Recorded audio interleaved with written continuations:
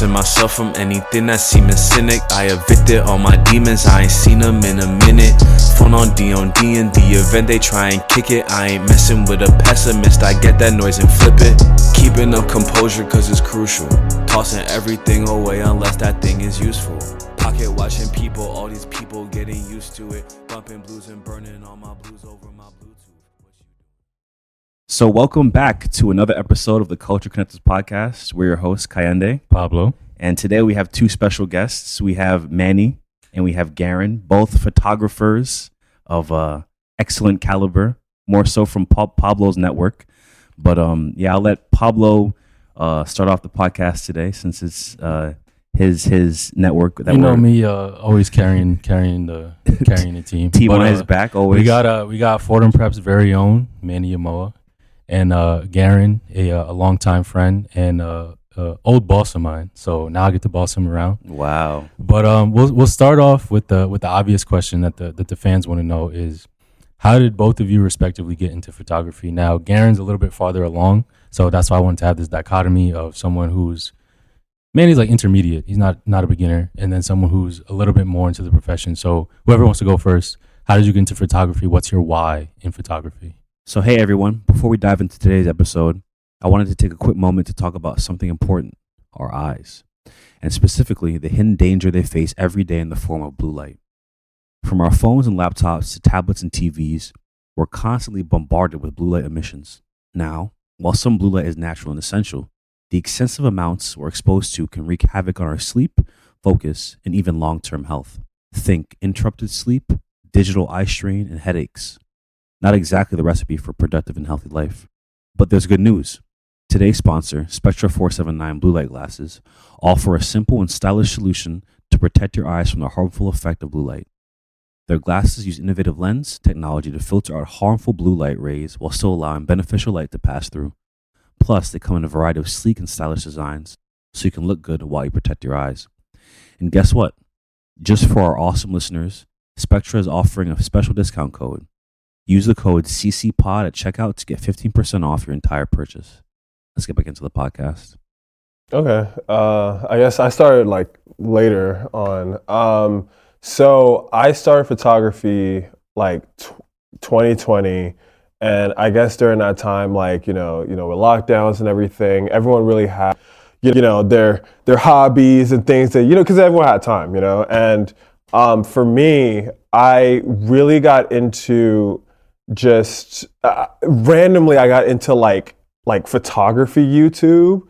And a lot of like photographers that I would be watching on YouTube, they would just be like spending their time on lockdown, going on walks with these disposable cameras and just taking pictures, and that was like my first foray into like street photography. So one day I was just like, you know what, let me just go and get like a little small disposable camera, go on a walk, and just take pictures of just like the trees, the flowers, the roads, like whatever I could take pictures of, and let me develop it and let me get through that process. And the first maybe like 2 or 3 times, the rolls were completely blank. It was completely blank. There was nothing on those rolls. But when I first did like develop something, it was just, I was hooked from there, I can't really describe the analog feel of film, but it's like, it feels like you're living an experience, but then when you get it on film, it feels like you're watching it through like a movie, like it romanticizes it, So I feel like ever since then, I always had a deep love for photography, and I felt like, if I'm not going to do this like professionally, I'm going to have a camera on me, like my prized possession is my contacts. I wish I brought it, but it's like a small like contacts camera. And I was like, you know what, like when I have a family and all that, I'm gonna take my pictures of my kids, like all that type of stuff. Like, so it's like, I don't really see photography as like money or anything. I see it as just like a valuable skill, something that like, nice. I don't think, God willing, nothing happens to me that I can't take photography, but I don't think that's something like I'm going to lose, So yeah, that's how I got into it. And then ever since then, I was like I used YouTube to learn photography. And then after that, one of my friends, he was also doing photography. Well, one of my friends that I went to high school, I knew her during high school time. Her friend in Boston or something was a concert photographer. So she connected me to him in like a group chat on like Instagram or something. Really random. He's like, hey, this is my friend Kanal. Like he does concert photography and stuff. And then me and Kanal was like, hey man, you want to get like a bite to eat? We could go do street photography and everything. And we met up, and then he connected me to the first publication where I was able to do concert photography. Wow. So it was literally like a freak accident. Just like one dude put me on, and then ever since then I started to do. I started to do a little bit of like street photography, concert photography here and there. Just literally using the publication's name and saying, hey, like I'm a photographer for this publication. Can I have a photo pass? I've gotten some really good gigs that way. And then also I had some friends that were really into studio photography as well. Mm-hmm. So it was kind of like the same situation. I met a bunch of photographers either like through friends or just by chance or whatever. And they were like, hey, I'm doing a studio session here in Williamsburg. I lived in Brooklyn at the time. Mm-hmm. And Brooklyn's a great place to start photography. It is, because literally everybody's a photographer. Right. Like you go get a textures and everything. Bro, you go get a coffee.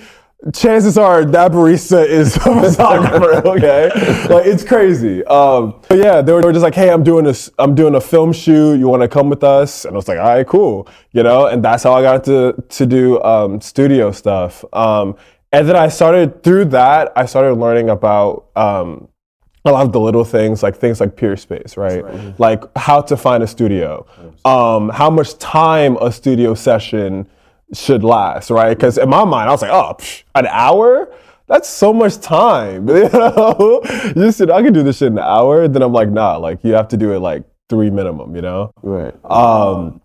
So yeah, it was, a lot of it was, you know, just curiosity that kind of just like, finding that passion and then having that curiosity to kind of just like push myself through that.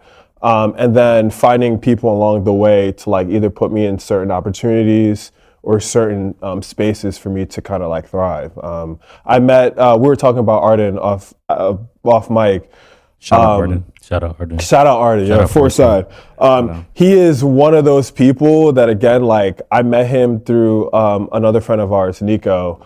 And Arden, he was actually giving the interview. And I was the photographer there, and I was just like, hey man, like, I really love what you're doing. Like, could you like, you know, put me on for some stuff? And he literally would call me on a random Friday and be like, hey man, I need you to shoot the Rangers game for me. And I'm like, whoa, what the fuck? Like, I was just like, okay, cool.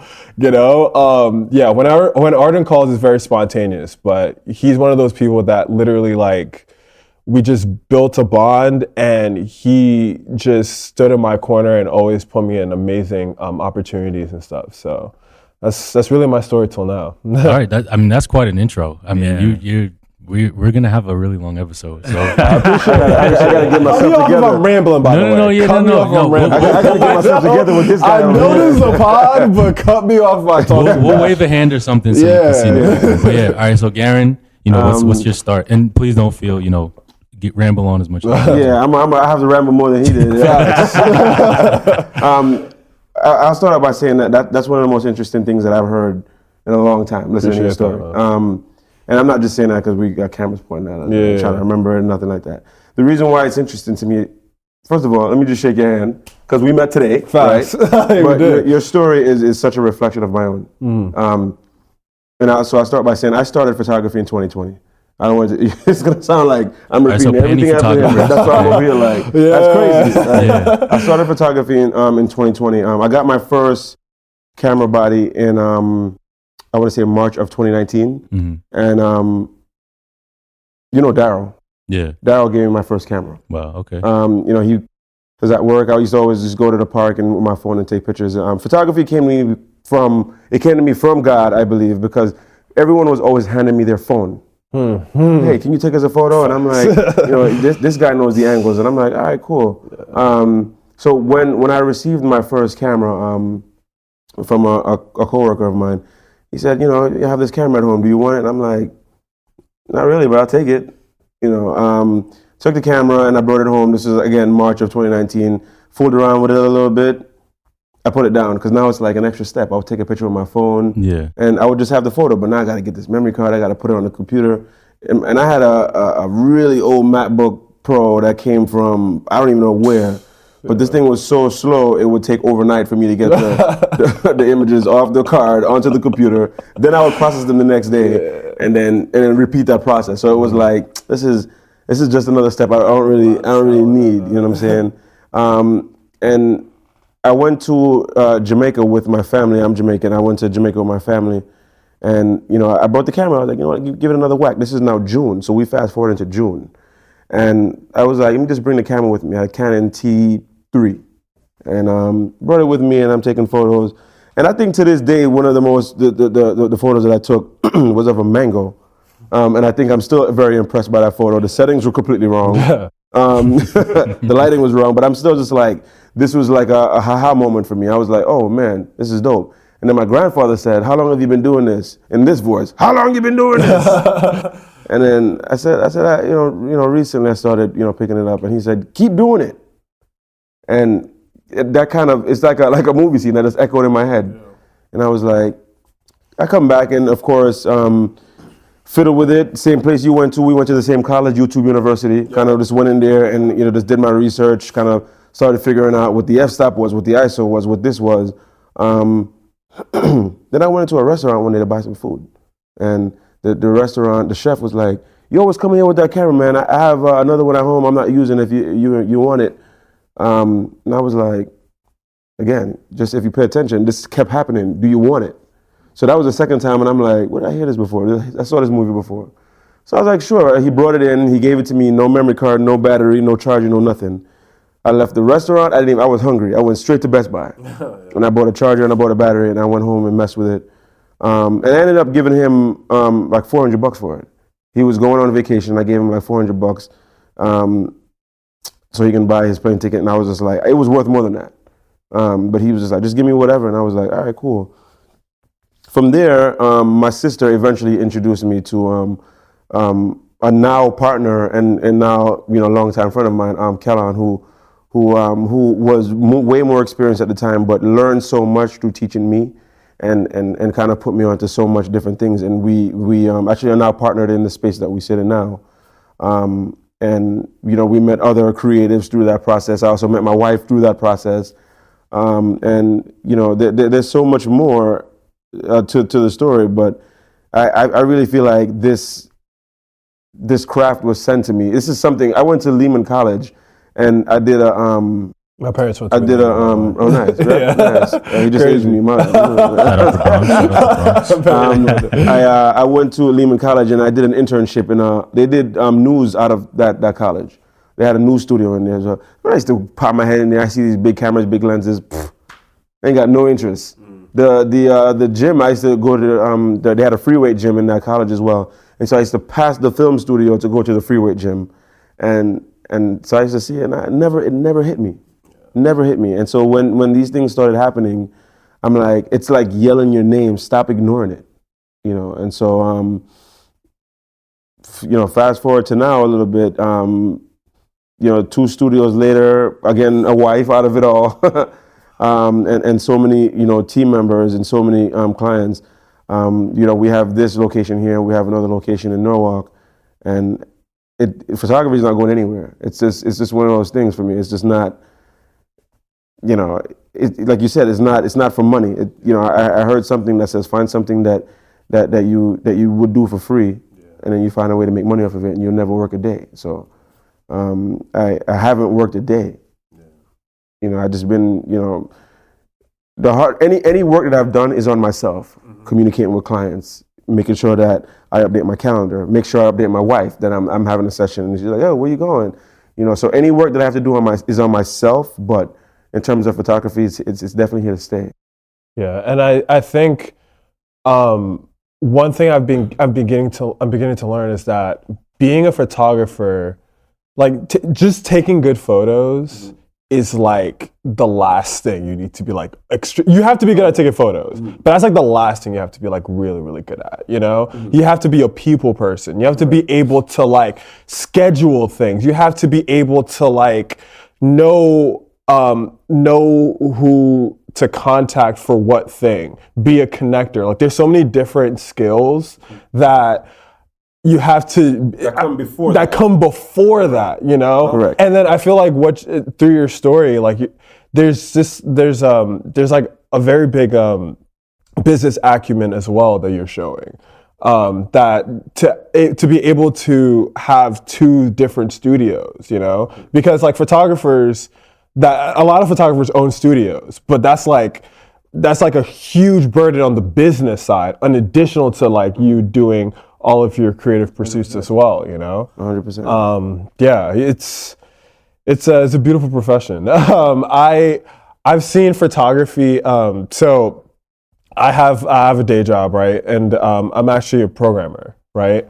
And it's very weird, like talking to people about this, because like I feel that my day job exercises like one part of my brain, and then like photography exercises like the other part of my brain. Is like very different things. But like, I don't know, I think that photography has allowed me to express myself. It's allowed 100%. me to like, you know, feel fulfilled in ways that I feel like my job hasn't fulfilled me in certain in certain ways, you know? I could totally agree with that. So I think even if I just was only a photographer, I'll be doing things other than taking photos that I have to be really good at. But I think that like you have to be a very well-rounded person to be able to do photography. And it's important that you say that, because a lot of people think we had a guy that came in who was I forgot what he did, but he my other partner Kellon and I were here, and you know, he's an electrician now. And you know, he used to also work in construction on buildings and so forth. And you know, the electrician said to him, "You gave that up for this, man? Just clicking a button?" And I was just like, crazy. I was so interested to hear him say that, you know, because again, you could be scaffolding buildings and running wires and the thousands of bolts of electricity, or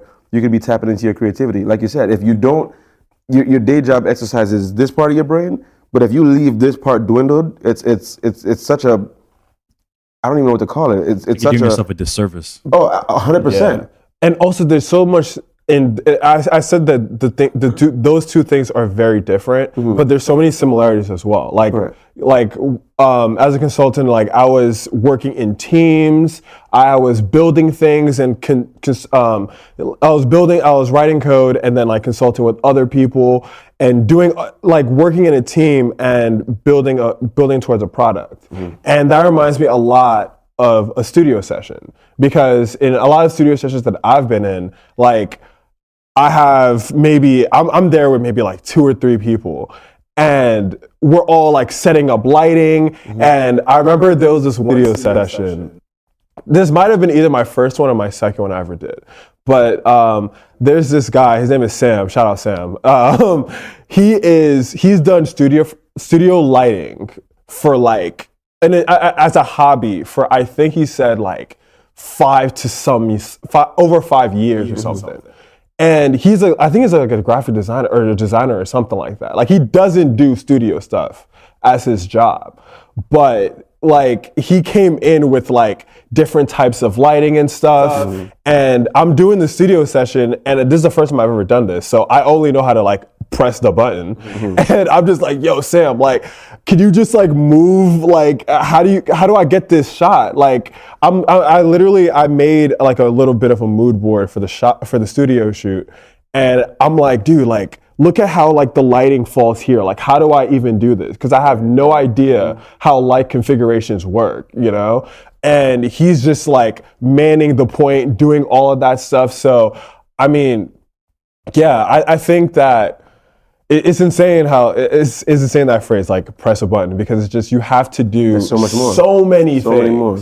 Like you have to run a team, just to get one product. Just to get one product. A lot of people, a lot of people, you know, they'll ask, oh, why are you charging that much? You know, but there's the you showing up prior to the session and setting up your lighting or finding a location. Even before showing up to the location, it's the mood board that you create. Yeah, you know, it's the conversation that you had with them. It's all the post production afterwards. Yeah.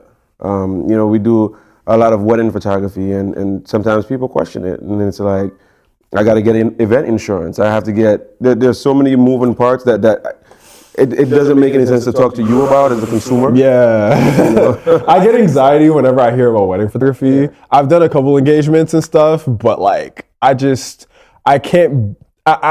cannot have the pressure of my product is the most important day of like somebody's life. Like I can't I can't have that type of like if you forget your SD card, someone's getting married, bro. Like you have no idea. Like you gotta fight someone's auntie or something. You know what I'm saying? Like it's like it's different. I end up buying big memory cards like with big storage, and then I'm terrified because I'll go into a headshot session and then maybe, you know, a regular portrait session, and then who knows, if I have a wedding the following day or in a couple of days, then sometimes I don't have enough time to offload. I most times try to back things up, but if you put that card in that camera and it gives you an error, I don't know. You know, I don't even know what to say. I feel baffled right now, and I'm not even, you know. My biggest fear, though, is being at a concert and I don't have my SD card. 100%. That's scary. That almost happened to me once, but like I got there so early that I could like run to like a Dwayne Reed or something and get an SD card. Let me tell you about that. I had that happen. I got to a graduation session, did not pick up my memory card. Again, I could almost see it on the freaking table where I left it. I could see it there. And I was like, oh crap. So I ran across the street to a CVS or whatever it was at the time, Dwayne Reed, and I picked up a memory card, and it was $66 for the memory card. That same memory card is $8 on Amazon. Damn. Right? So I paid for it, right?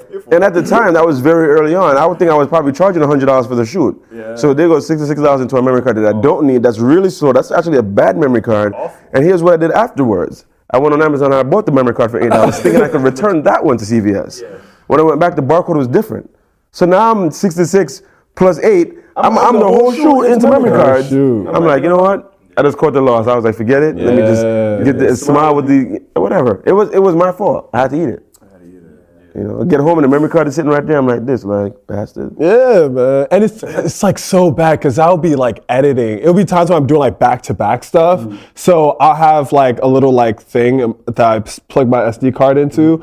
And literally I could be like, oh, wow. I was editing for the last shoot and I left my SD card in my computer. And I was just like. There's a lot to think about, man. But So piggybacking off of that, because you guys mentioned consumers and their conceptions about, oh, this is so easy, you're just clicking a button. Right. For someone who's new to photography, what's a big misconception both of you learned when you started picking it up? Like, oh, the lighting it takes a little bit longer to pick up, or it is beyond just clicking a button. What about those beyond just clicking a button aspects did you learn throughout the process? I'll say one of the biggest ones for me, that too much is too much, and the way I learned that was over the years I nitpick at quality, right? And 90% of people are not worried about the quality. They're not worried about you pixel peeping on an image and making sure that the image is sharp. Because I'll deliver images to a client and they'll drag a green filter over it, you know. And it's on my site, and I don't know if this is. I'm not gonna say I don't know if it's wrong because I don't find it to be wrong. But I tell people if you edit the image beyond what I sent, then don't tag me into it, because then it's a misrepresentation of the work that I delivered to you. Because people are quick to grab a Snapchat filter or put butterflies over the eyes or some craziness. So that I think it's a big misconception for me, because I'm just like, you know, I'm there and I'm zooming into the eyes. I'm making sure that I take off that eyebrow that's kind of like lingering. And, you know, people aren't really, not to say that that's going to make me depreciate how much quality I deliver, but if you're focused more on the job as a whole, sometimes they want They want more of the scenery. They want the scenery. They're not really worried about all the way in. And my wife tells me that all the time. Nobody's pinching on the image. Yeah. That's a me thing. I do that for me, and I still struggle to get past that. You know, I'm still like making sure that this is perfect, making sure that's perfect. And some people come to me because they want that, and then others are just like, wow, I love the image, and I'm like, oh, I didn't even edit it yet. Yeah.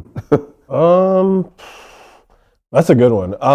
What's a misconception? So what is a misconception that a new photographer would have? Or just a layman who doesn't understand much about I can do the same thing you do with an iPhone camera. Why is that not the case? Why is it not as easy as you think to just get up and click a button?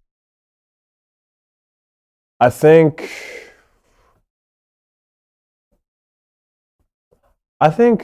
there's a lot. I think back to what I was saying before with that photographers don't just like click a button. I think that's a big misconception.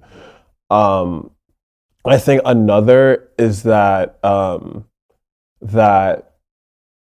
think it's maybe specific to the concert photography niche, but I think it's a lot of like, you know, it's easy to like get press passes or easy to like be a concert photographer access. Or to get access or to do that kind of stuff. Like it's just like, oh, I must know somebody. Right. Or, you know, I think that's a very common so that it's not work, right? That you just because you're a picture taker then you get everything or it's like, I think that's like a big misconception. I think that like, you know, when I got into the publication, right? Like I still was like, the only thing that I got out of that was pretty much a Slack channel of other photographers concert photographers that be like, hey, do you know this contact? But I was still trying to find PR contacts. I was still like, you know, building out like calendars of who's performing where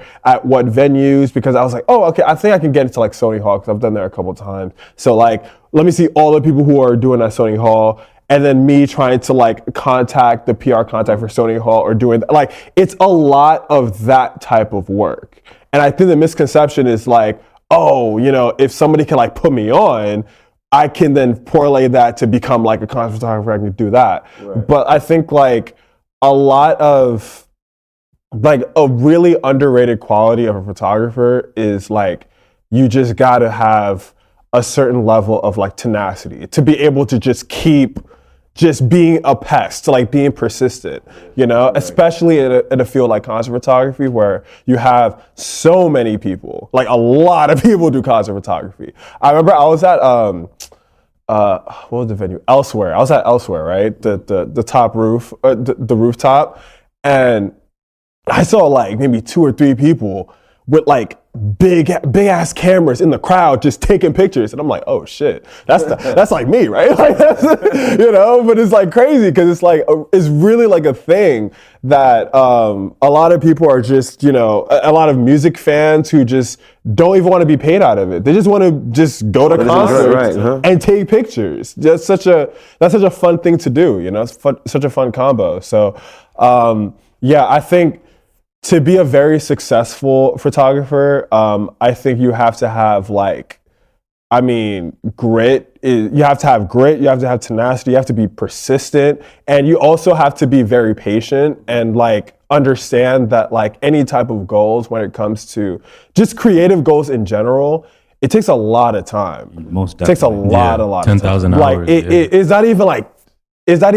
takes a lot of time of that you don't know if it's gonna really like pan out. Yeah. Oh, you know? 100%. I mean, I've talked to a lot of like very Instagram, not really Instagram because they're like very successful photographers in their own right. Like NYC JPEG. Yeah. Like, or you know, like very like very like if you're in the photography community in New York City, you know some of these people. I've had some conversations with them and they've been doing it for I haven't heard anybody that's done it less than like 7 years, you know? And it's the same kind of story, like 7 years of just like, I'm not really making that much money out of this. I'm taking my camera everywhere. I'm jumping out every opportunity. You know, I have to have another job and do something to sustain and pay the bills and stuff. Like, Yeah, you have to have that amount of patience. Yeah, and it's a love of the game. I mean, for us, I mean, we're 27 episodes in, and we don't make any money from it, but we just enjoy the craft, and I think that's really important with whatever you do in a creative endeavor, because anything artistic, it's hard to quantify, what your value is. But if you truly love it, it doesn't matter about the money. It's just about the art, So with that tenacity and that grit and that, I guess, sweat equity you have to put in to become, I guess, a notable photographer or just photographer in general, what would you say is the hardest part about freelance photography or having photography as a side business? I know you mentioned that you have to really put your head down and grind for 5, 7, 10 years. And I know you're Garon is operating the business side of it more so than Manny may at this juncture. But what would you say are the toughest pitfalls that you've encountered and the ones that you're trying to avoid moving forward? You want to take that one? The toughest. I think for me, very early on, is this feeling like I'd look at someone else's work and be like, wow, that guy's photos are great. Wow, that guy's video is great. And then you immediately trying to figure out, you're freezing frame, like you're holding your Instagram screen. Like, what camera is that? What lens is that? And then you go and you, at the time, buy these things. And then you take the photo and it's not the same. It looks like your old photo, right? And so now, and then once you realize that instead of buying things, you're investing in things, your whole mindset just shifted. Now it's I need to cap out on what I have before I invest into a new lens, into a new camera body. I have yet to exceed this, so why am I going on to the next one? Right. Andy? What is the hardest thing to be a very good photographer? I think it really is to just, I guess above all else, is to figure out what you want to like say. What is your thing, Like, I think there's some like in all the really like famous photographers and stuff, or the notable ones that I know, right? Like, I can point to their stuff and be like, oh, this is like this person's stuff, And I think that takes a lot of time of like being in a specific niche for a while. Like, let's say if I want to do, editorial stuff, right? Like, breaking into that is going to take a lot of time. But then also having a specific portfolio that you're carving your own lane. You have specific colors. You take pictures of certain types of people. You take, even the way your sets look. Like what takes you apart from everybody else. And like the reason why I really stress that is because, again, like, a lot of people take photos, okay? And you're constantly battling against this like misconception that being a photographer is easy, right? So you're going to inherently have a field where you have a lot of people are taking the same photos, and the perception of what you're doing is that, what is so special about what you're doing, So you have to be able to, put some of yourself and some of what you love into your work, and or do your work in a specific type of way that sets you apart from other people that are doing the same. I mean, I'm sure when you're doing wedding photography, there's so many people doing wedding photography. Absolutely. I mean, sometimes you select an area to do their portraits after the wedding, and you get there and there's 5 other sessions. There's 5 others, but what separates people is, I'm sure, your professionalism, the way your work, in not even just like your portfolio, but like how other people like interpret your work and speak on your behalf, like it's that type of industry, so. And I'll ask this question before I toss it back to Pablo. So, I mean, looking at this area, if you can't see it in the camera or you listen to the podcast, strictly audio, but Garon has a beautiful setup, amazing studio. Thank you for having us. And I don't know if you've seen Manny's work before on his IG or the stuff he's done for us with Nico or have the stuff we have on our IG page. But Manny's a good photographer in his own right. So I would don't gas me up. my next question is, when did you guys know you were good photographers? And or do you guys still think you're still elevating? No, ask it the way I said it. Okay, I quote: "When did you know you were ranked?" There we go. When I became him, and I looked at the mirror, I'm like, yo, I'm him. I don't know. I think maybe it's just with me, it's different. Maybe it's different with you, but like I have this thing with like imposter syndrome, man. That it's like I can't. I'll give a caveat. So that ASAP Rocky photo of yours. Yeah. What was your feeling after that? Because that's a mass appeal. A lot of people saw that picture. So yeah, I ain't gonna lie. That was a beautiful photo. I love that photo. But we'll like, edit it into the. But the thing is that like, I never like I would think I would take a photo that I really love and I'd be like, oh man, this is fire. I love this, you know? But it wouldn't really translate to I think I'm like the greatest photographer, you know? I don't know. I think a part of that is a little bit of imposter syndrome, but also a little bit of just like, I want to have a growth mindset. It's a Mamba mentality. Job's not finished. That's one good photo onto the next one. Yeah. You know? I really want to stay in that growth mindset. I do think though that, you know, there's a little, is a little toxic in the sense that I think everybody should have very much the utmost confidence in your own work, right? Right. That if you feel that whatever you're making is at the specific standard that you want to put out, then you should be like, yeah, I stamped that. Like, I'm nice. Like, that was nice. But I don't know. I think I don't really take that time to do that type of like, oh, wow, I'm like an amazing photographer. Like, I'm better than this person and this person. I just want to just continually keep growing, you know? Yeah.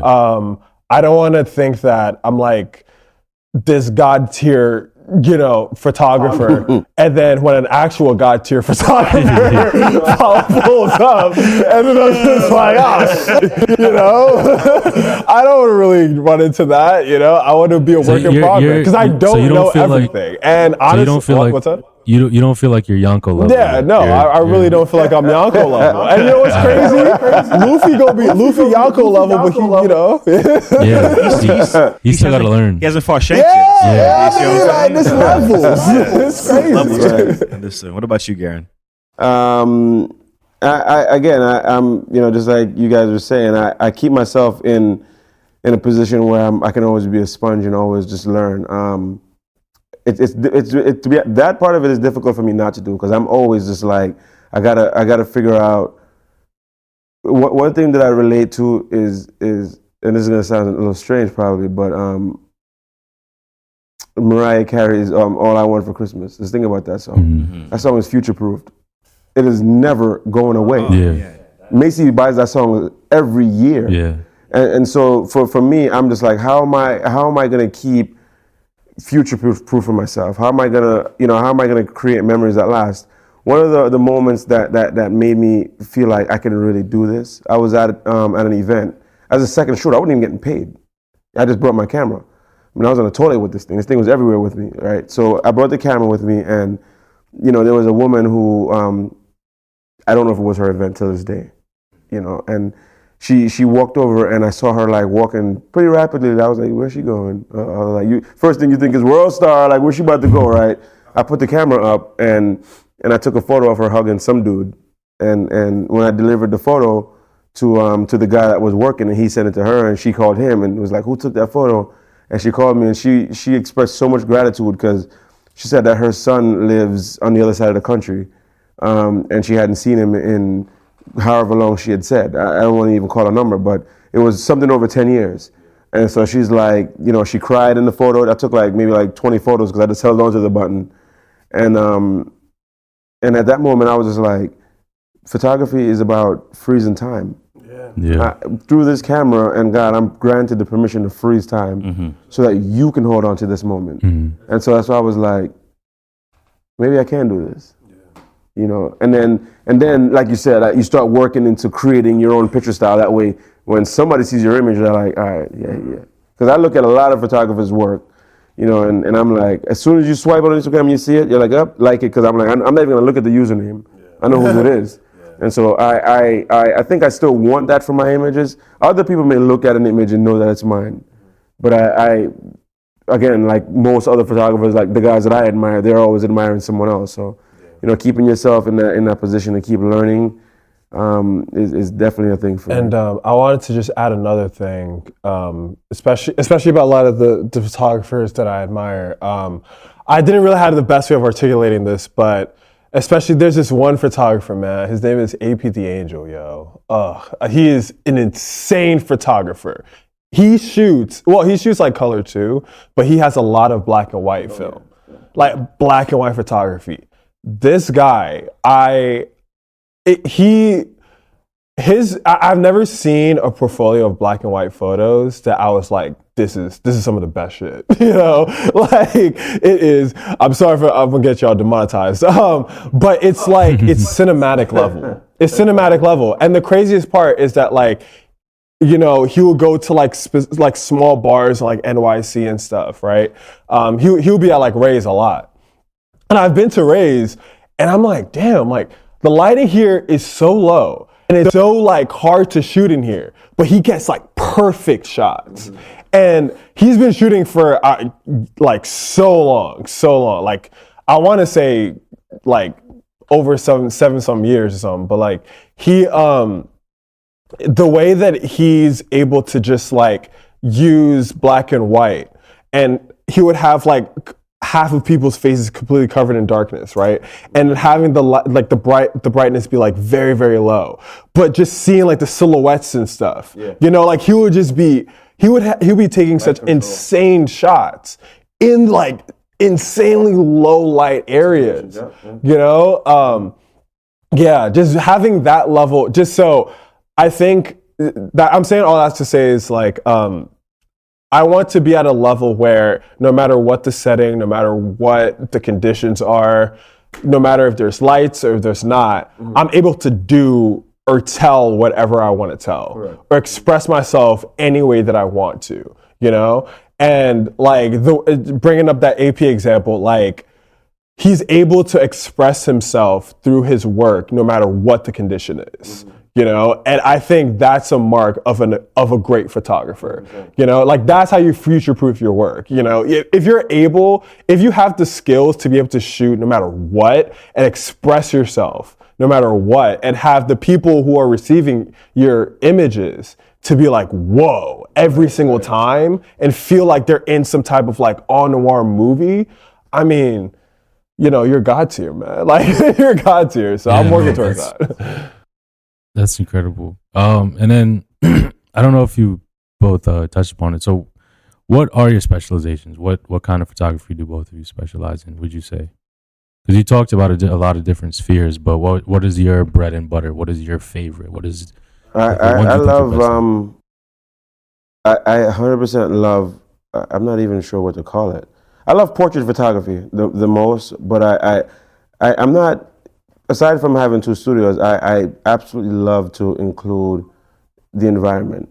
I love shooting outside. I love golden hour. I don't, at this point in my life, I don't even care what type of day. But if it's like a 60-degree day and someone calls me for a graduation session, and I'm like, the first question I ask, I'm like, oh, what school did you go to? Because I'm trying to get to do it outside. I don't want to do it on plain white backdrop. I'm like, hey, did you go to, you went to, I don't know, you went to Hunter College? I don't know, you went to whatever school you went to. Let's go there, Lehman. There's so many beautiful textures on that campus. Let's do. And they're like, oh, I was thinking something like this, and then they send you somebody with it. I'm like, it looks like something you could take at school. Yeah. You know what I'm saying? And I'm not undermining your ability, but a lot of people would call that upselling, because I'm not necessarily trying to get you to pay more. I want to create a more beautiful image for you. So if someone like, what'd you go to school for? And they're like, architecture or engineering, or I'm going, to be an RN. I'm like, let's take it in front of a hospital. Yeah. Let's incorporate that. Really so that's definitely like I love to shoot outside. Yeah. I would do it every day. And it's like, it teaches you, I feel like shooting outside definitely teaches you, because you know, you're gonna wake up, you don't know what the weather is going to be like, you know what I mean? Harsh sun. Yeah. Somebody's like 12 noon, you're like, yeah. that sun coming from above, you're like, yeah. So we gotta go under this tree real quick. And, They keep wondering why you put them in the shade. Like, yeah. You know. What about you, Manny? What would you say your specialty is when it comes to photography? So I feel like I've shot a lot of different types. I've done street, I've done portrait, I've done like studio, environmental stuff. I've done, you know, landscape. I think the niches that I was able to take the furthest was definitely concert photography. I feel like out of all the niches that I would love to make money out of, or to do the most, you know, I guess grand stuff, it would be concert photography because of my love for music. But honestly, I think I'm not really at a space where I want to just confine myself to a specific niche. I know there's a photography conversation, but like I have plans of like, you know, going into filmmaking. I really want to, you know, take all of the things that I'm learning and then bring it to the medium of video. Not because Instagram is forcing us to, that's half the reason. We are being forced into this, but yeah, I see people putting like their still images on like reels and just do like a little side. I'm like, bro, here's a photo. It is dark out here, man. Wow. But no, like I really want to get into, you know, filmmaking. I would love to do like run and gun stuff. I would love to do, you know, a movie or I don't really know where that takes me, but I do know that photo is not the only medium that I want to be in, you know? 100%. So yeah, that's And just to wrap it up, because I know we're approaching our deadline slowly but surely. So just for the novices out there who haven't picked up their camera yet, or who just picked up their camera, what advice would you give to someone just starting out who wants to do this as a full-time, full-fledged career? Let's start with a career perspective, and then also what's a good starter camera. Okay. I'll give you the starter camera stuff. Maybe you can give the career and business one. Sure, start with the camera. Yeah. Okay. So if you are a beginner photographer, I would get a good crop sensor camera, right? Get a good crop sensor camera. I got the Sony 6300. Amazing camera, but there's probably like Sony has amazing crop sensor cameras. Learn that camera in and out, like everything. Configure your own settings. So like once you learn the settings that you like, or what settings are good for certain conditions, save those settings, you know, learn how to do that. Learn Lightroom really, really well, but don't have that be a crutch. Definitely learn the technical sides of photography, because I think one thing that will never go away in photography is the rules and the laws of photography. And the more that your work plays to the essence of what photography is based off of, so like the real tenets of photography, the lighting, the composition, the posing. I mean, all of these things is like law in photography. And when you have those fundamentals completely sound, then, you know, figure out what your voice is, figure out what you want to do, you know, what kind of photography you like, and use things that you don't have it be like a whole like, you know, like spiritual kind of journey kind of thing. Like literally it's as easy as learn what do I like? You know, like learn like what do I like? What kind of things do I like watching as photos? What do I like taking? And just go from there and try to learn about yourself through photography. That's kind of my beginner's advice. Like once you get the fundamentals, then begin to like learn about yourself through photography. Taste, yeah, exactly. How you can evolve from that. Exactly. Got you. As far as the business side of it, you very similar to what you said as well. Learn to love it. You gotta love it. You love it Like you guys said, that you guys are not getting paid, right? Do it anyway. Right. You do it. You do it just to do it before you start worrying about being paid for it. Learn the camera inside and out. Then you learn how to, or in the process, or even before, learn to speak to people. Learn to have conversations. How are you going to get your point across to people? Through the conversation that you're having and through the images that you're taking. Never put that camera down. Never stop creating. Yeah. It's like one of the associations that was given to me was like when you're in the military, they tell you your firearm goes with you everywhere. You take that. Anytime in the beginning when I started photography, there were days that I would leave my camera home and I would regret it. And I'd be like, damn, if I had my camera, I'd take a photo of that butterfly. Or like, damn, like, so, and even now, like sometimes I'm like, we're going to the studio just to clean and to kind of reorganize things. I'm like, I'm still taking the camera. I'll create something, and if I don't, then I had it with me. So never, absolutely never stop creating. Don't get discouraged. It's your craft. So do it how you want to, and those who come will come because of what you're doing. Yeah. It's beautiful stuff. Thank you guys. Let's give a round of applause for everybody, for Manny, for Garon, for our co-host. Thank you for coming. Thank you for having us. Any shout outs you guys want to give? Shout out to this guy, man. Shout out to this guy. We're in the studio. It is fire. Do a wide pan. Yeah, man. I definitely shout out to the guys that I work with, man. We're called KDG Media, the main event. Two different networks come together to kind of make amazing things happen. We offer a lot. Over the years, we've been blessed to have a lot of the stuff that we have. We offer 360 photo booth, photo video for events, hospitality, makeup, all kinds of stuff. Even like newborn photography, we have someone specifically for that because I don't have kids yet, but I'm afraid to touch a newborn. One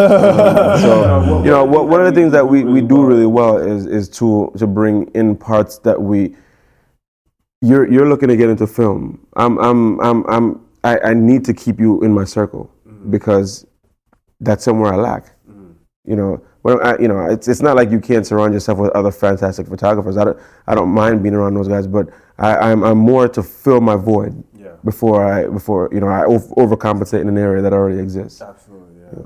And my shout out to you guys, shout out to Manny, shout out to Garon, shout out to Pablo, shout out to the space we're in, and shout out to Long Island City, where we're at right now. Yeah, Queens. Plug yourselves. Where can we find you? Where can we find your work, your photography? Yeah, so your meditation.